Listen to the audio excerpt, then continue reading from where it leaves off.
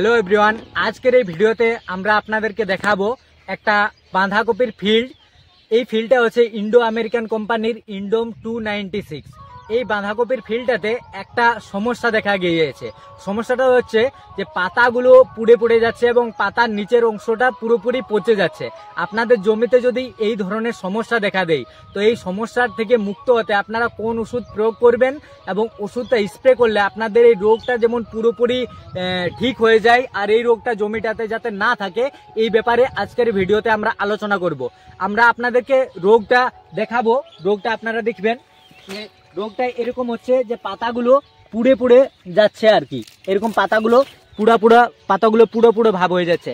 এই পাতা পুরো ভাবটা যদি আপনাদের কোনো জমিতে যদি এই রকমের সমস্যাটা হয় বা আপনাদের কোনো জমিতে যদি এরকম সমস্যাটা দেখা দেয়, তাহলে আপনারা কনিকা বলে একটা ওষুধ আছে যেটাতে কাসুকামাইসিন আর কপার অক্সিক্লোরাইড থাকে। ওই ওষুধটা আপনারা লিটার প্রতি 2 গ্রাম হারে মেনটেন করবেন। এবং তার সাথে আপনারা তাগদ বলে একটা ওষুধ আছে যেটাতে ক্যাপ্টেন আর হেক্সাকোনাজোল মেশানো থাকে।